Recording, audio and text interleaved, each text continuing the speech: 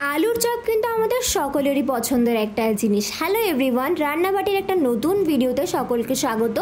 আজকে বানাবো আলুর চপ। তার জন্য 500 গ্রাম বেসনের মধ্যে 1 টেবিল স্পুন লবণ, 2 teaspoon Kashmiri red chilli powder আর 2 টিস্পুন হলুদ গুঁড়ো দিয়ে আমি অল্প অল্প করে জল অ্যাড করে বেসনটা ভালো করে ফেটিয়ে নেব। পুরো জলটা একবারে দিয়ে দেবে না, আর বেসনটা যদি পুরনো হয় তাহলে কিন্তু প্রথমে চালনি দিয়ে ভালো করে চেলে নেবে।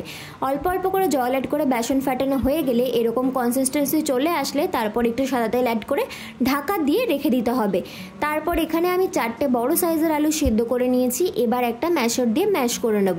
তোমরা চাইলে আলুটাকে গ্রেট করেও নিতে পারো, তবে এইভাবে ম্যাশ করে নিলেও কোনো অসুবিধা হবে না।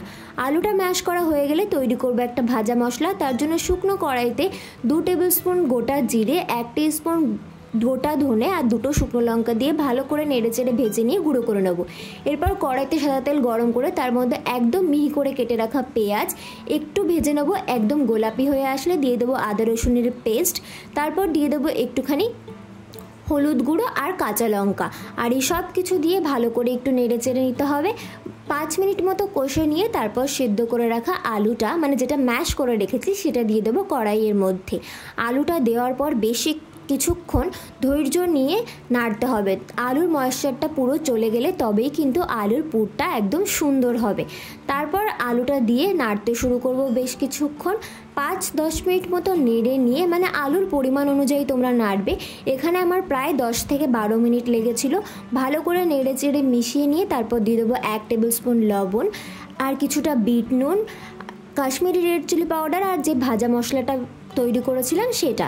এবার সব কিছু দিয়ে আরও 5-7 মিনিট নেড়ে নেব। একদম আলুটা যখন কড়াই থেকে ছাড়তে শুরু করবে, মানে একটু লেগে লেগে যাবে না, তখন তৈরি হয়ে যাবে আমাদের আলুর পুর। দেখো পুরো আলুটা কিন্তু কড়াই থেকে সুন্দর ছেড়ে আসছে।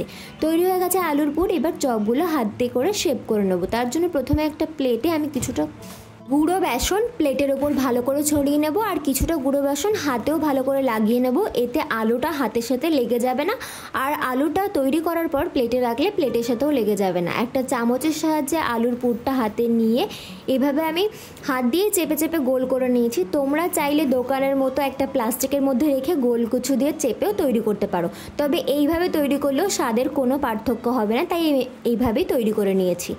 আলুর চপের শেপ দেওয়া তো আমাদের হয়ে গেছে। এবার এগুলো বেসনে আমি ডুবিয়ে নেব। সুন্দর করে খুব সাবধানে বেসনের মধ্যে দিয়ে এপিট ওপিট লাগিয়ে এইভাবে 4 আঙুল দিয়ে তুলে নেবে আলুর চপগুলো। এই সময় তোমরা তেলটাও গরম করতে দিয়ে দিতে পারো। তেল গরম হয়ে গেলে গ্যাসের ফ্লেমটা মিডিয়াম রেখে চপগুলো ছেড়ে দেবে।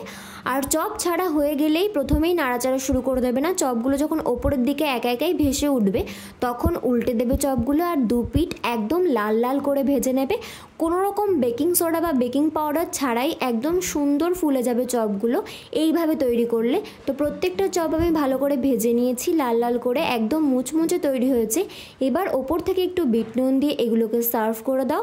যে কোনো বৃষ্টির দিনে হোক বা বিকেলবেলা চায়ের সাথে এই আলুর চপটা একদিন বানিয়ে দেখো বাড়িতে, দারুণ লাগবে খেতে।